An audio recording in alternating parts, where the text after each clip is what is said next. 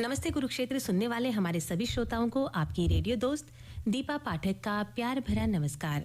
आज की हमारा जो विषय है सोशल मीडिया के युग में साहित्य, कला और समाज, इस विषय पर हमारे साथ विशेषज्ञ जुड़े हैं। हमारे आज के विशेषज्ञ हैं डॉक्टर सुनील कुमार थुवा, जो कि असिस्टेंट प्रोफेसर हैं हिंदी विभाग, राजकीय कन्या महाविद्यालय पलवल केयूके में। तो सबसे पहले स्वागत है आपका सुनील जी हमारे कार्यक्रम नमस्ते कुरुक्षेत्र में। धन्यवाद मैम। हम सबसे पहले आकाशवाणी परिवार का धन्यवाद करते हैं कि उन्होंने हमें इस कार्यक्रम में जुड़ने का मौका दिया है। और सबसे पहले मैं आपके सभी श्रोताओं को नमस्कार करना चाहूँगा और उनको आज के इस कार्यक्रम में जुड़कर सोशल मीडिया और समाज से जुड़े जो विषय हैं उनको लेकर बातचीत करने का आपके साथ ये मौका मिला है।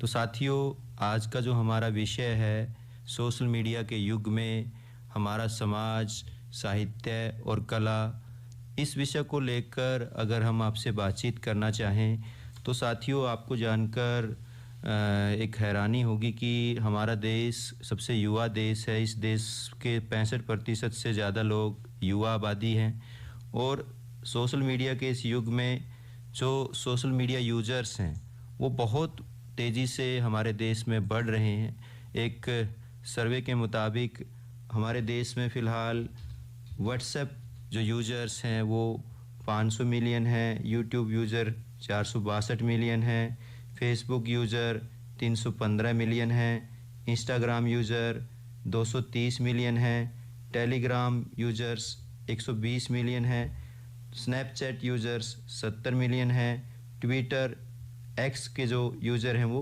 24 मिलियन हैं। तो इस हिसाब से देखा जाए तो भारत की कुल आबादी का 90 करोड़ लोग जो हैं वो इंटरनेट यूज़र हैं। तो इसका बहुत बड़ा प्रभाव हमारे देश के युवाओं पे भी पड़ रहा है और बाकी आबादी पे भी पड़ रहा है। इसका सबसे बड़ा जो असर है वो हमारे मानसिक और शारीरिक स्वास्थ्य पे भी पड़ता है, क्योंकि हम बहुत ज़्यादा समय स्क्रीन टाइम में आज व्यतीत कर रहे हैं। ख़ास तौर पे हमारे युवा लखनऊ यूनिवर्सिटी और रीड फ्यूजन के एक शोध और सर्वे में ये बताया गया है कि हमारे देश में सालाना 8 से 10% जो लोग हैं ये सोशल मीडिया प्लेटफॉर्म को जो औसत के रूप में बढ़ावा दे रहे हैं। इसके अंतर्गत देखा जाए तो हमारा जो एकाग्रता का लेवल है वो बहुत कम होता जा रहा है।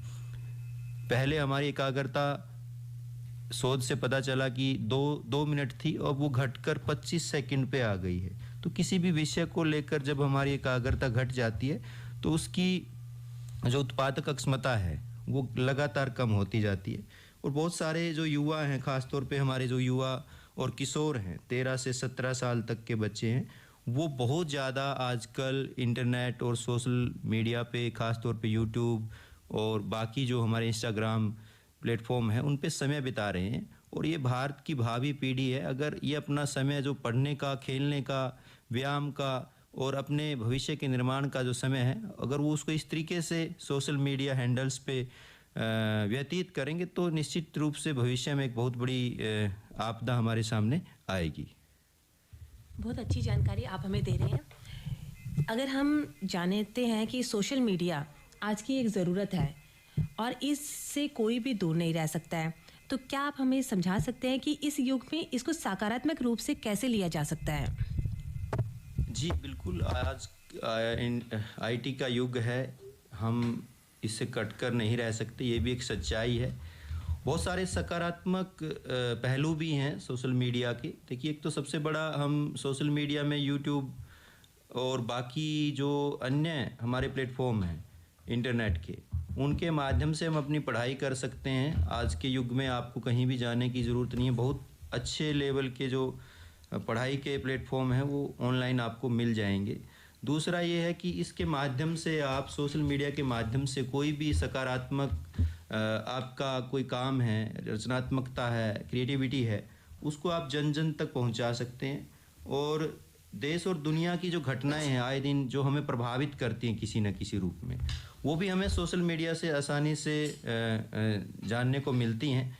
क्योंकि आज एक ग्लोबल दुनिया का कॉन्सेप्ट चल रहा है। हम दुनिया के किसी भी कोने में बैठे हैं तो किसी भी कोने से हम अनभिज्ञ नहीं रह सकते, क्योंकि हर छोटी से छोटी घटना दुनिया के किसी भी कोने में घटित होती है तो वो हर व्यक्ति को प्रभावित करती है। और सकारात्मक रूप से अगर सोशल मीडिया का प्रयोग किया जाए तो उसके बहुत सारे लाभ भी हैं। ख़ास तौर पे हमारी जो ज़रूरतें हैं सूचनाओं से संबंधित, जो हम हर दिन कोई ना कोई योजना का कोई जॉब का जो सूचनात्मक पहलू है वो सोशल मीडिया से आसानी से हम प्राप्त कर सकते हैं। तो बहुत सारे सकारात्मक पहलू हम जीवन में सोशल मीडिया से तय कर सकते हैं, लेकिन ये हमें पहले ये पता होना चाहिए कि इसका इस्तेमाल हमें किस तरीके से करना, ये ट्रेनिंग हमारी होनी चाहिए। जी, बहुत अच्छी जानकारी आप दे रहे हैं, क्योंकि सोशल मीडिया ऐसी चीज़ है जिससे हम आज की ना कोई नई पीढ़ी ना पुरानी पीढ़ी बच सकती है, वो आजकल की ज़रूरत भी है सोशल मीडिया। तो इसके हर दो पहलू जो हैं, सकारात्मक और नकारात्मक, हमें इन दोनों के बारे में जानना चाहिए, समझना चाहिए, और कैसे हम अपने समय को सकारात्मक रूप से यूज़ कर सकते हैं, उसको उपयोग में ला सकते हैं और अपने जीवन को सफल बना सकते हैं, उस तरीके से हमें सोशल मीडिया का यूज़ करना चाहिए। तो अगला हम प्रश्न आपसे लेते हैं, साहित्य, कला और समाज, इसकी और सोशल मीडिया में जो क्या अंतर संबंध है? जी, धन्यवाद। बहुत अच्छा प्रश्न आपने किया है। देखिए, आजकल आप देखेंगे साहित्य, कला और समाज ये आपस में जुड़े हुए हैं। किसी समय में जब बहुत ज़्यादा इंफॉर्मेशन टेक्नोलॉजी का विकास नहीं हुआ था, मनुष्य स्वाध्याय करता था, किताबें पढ़ता था और वो रंगमंच से जुड़ता था, संगीत से जुड़ता था। लेकिन आज ये सब चीज़ें वर्चुअल माध्यम से आपके सामने आ रही हैं। किसी भी व्यक्ति के अंदर अच्छा गाने की, अच्छा अपनी कविताएं लिखने की कला है, तो वो सोशल मीडिया के माध्यम से आम लोगों तक, अपने पाठकों तक पहुंचा पाता है। तो आज निश्चित रूप से इनमें नाभि नाल का जो संबंध जिसको बोला जाता है, उस तरह का संबंध बना हुआ है। आमतौर पे हम देखते हैं कि जो हमारे से पहली पीढ़ी के लोग थे वो सोशल मीडिया से अभी भी दूर है, और कहीं ना कहीं उनमें इस चीज़ की एक भावना देखी गई है कि वो अच्छा कर रहे हैं काम, लेकिन उनका काम लोगों के बीच नहीं जा पा रहा है। तो जो नए साथी हैं हमारे, वो इसमें काफ़ी ट्रेंड हैं। तो दोनों साथ मिलके अगर साहित्य की जो अच्छी विधाएं हैं, ख़ासतौर पे कविता की, कहानी की, उनको आम लोगों तक पहुंचाकर उनमें नैतिक मूल्यों का विकास कर सकते हैं, उनमें संवेदनाओं का निर्माण कर सकते हैं। क्योंकि टेक्नोलॉजी में और साहित्य में और कला में एक जो बेसिक अंतर वो है, मनुष्यता के लिए जो संवेदनाएं होती हैं तकनीक में वो नहीं होती।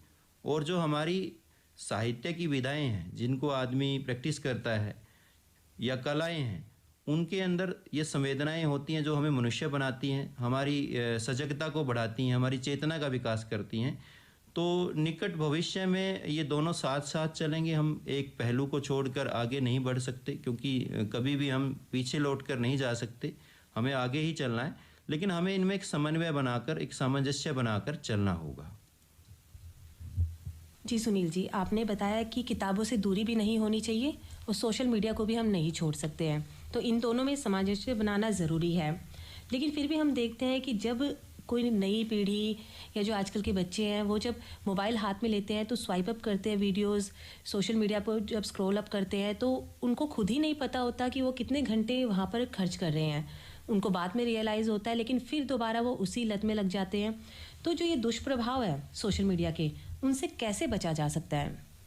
जी, बहुत बढ़िया प्रश्न आपने किया है। देखिए, सोशल मीडिया आज के युग में एक टूल है, एक औजार है। जैसे हमारे घर में औजार होते हैं, वैसे सोशल मीडिया भी एक टूल है। हम उसका कैसे इस्तेमाल करते हैं ये हमारे ऊपर निर्भर करता है। अगर हमें उसको चलाने की सही ट्रेनिंग है, किस समय वो प्रयोग करना है, कितना करना है, इस बात की सजगता हमारे अंदर है, ये जागरूकता है, तो वो हमारे व्यक्तित्व निर्माण को या हमारी तरक्की को बहुत गति दे सकता है।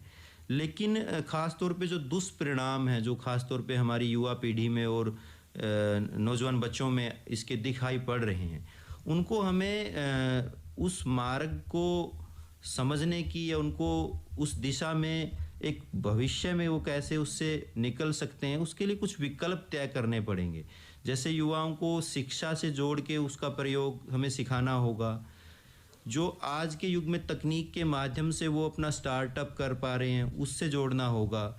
क्योंकि अगर हम युवाओं को सिर्फ उनको बचाने, उन पे पाबंदी लगा के चाहेंगे कि उनसे तोड़ दें, ये बिल्कुल संभव नहीं है, क्योंकि वो इसी के साथ जुड़ के आगे बढ़ रहे हैं। तो निश्चित रूप से साहित्य के बारे में हमें जब भी बात करनी हो तो हम विद्यार्थियों को या अपने आसपास जो नौजवान साथी हैं उनको कुछ ऐसी किताबें दे सकते हैं जिनसे पढ़कर वो प्रेरित हों, और साहित्य उनको वो रचनात्मकता और क्रिएटिविटी का जो विकास है उसको गति देने में काम करेगा। हम उनको थिएटर या रंगमंच से जोड़ सकते हैं। हमने, जैसे मैं अपने कॉलेज में विद्यार्थियों के बीच ऐसे प्रयोग करते हैं कि हमने महाविद्यालय में एक पाठक मंच बनाया है, सावित्रीबाई फुले पाठक मंच, जिसके माध्यम से विद्यार्थी पाठ्यक्रम के अतिरिक्त किताबें लेते हैं, वो पढ़ते हैं और उनके बाद पढ़ने के बाद वो अपने अनुभव साझा करते हैं। इसी तरीके से हमने अपने पाठ्यक्रम की रचनाओं को व्यवहारात्मक बनाने के लिए उनको रंगमंच की विधा में ढाला है और विद्यार्थी उसमें परफॉर्मेंस प्ले करते हैं। जब तक हम विद्यार्थियों को इसका विकल्प नहीं देंगे तो इसके दुष्परिणामों को नहीं बचा सकते। तो हमें कोई ना कोई नया विकल्प उनके लिए जहाँ भी हम मौजूद हैं वो प्रयोग में लाने होंगे, और मुझे लगता है कि इससे विद्यार्थी प्रभावित होते हैं और दोनों का जो एक समन्वय है वो निश्चित रूप से बहुत उपयोगी होगा। इसके अतिरिक्त साहित्य के जो हमारे विधाओं में अगर देखते हैं हम, कहानी पाठ है, कविता पाठ है, तो समय समय पर हम जहाँ भी विद्यार्थियों के साथ या नौजवानों के साथ मिलते हैं तो उनके साथ ऐसे कार्यक्रम, ऐसी प्रतियोगिताएं, सांस्कृतिक आयोजन हमें आयोजित करने हैं जिससे कि विद्यार्थी फ़ोन के और सोशल मीडिया के जो प्लेटफॉर्म हैं उनसे थोड़ा निकलकर अपना समय इनके साथ जोड़ेंगे, और जोड़ने से उनके अंदर जो रचनात्मकता आएगी, उनमें एक उत्पादक क्षमता बढ़ेगी, तो वो फिर आगे चल के एक बेहतर समाज के निर्माण में हमारा सहयोग करेगी। जी, बहुत अच्छे से आप समझा रहे हैं कि सोशल मीडिया के युग में साहित्य, कला और समाज के बीच में समन्वय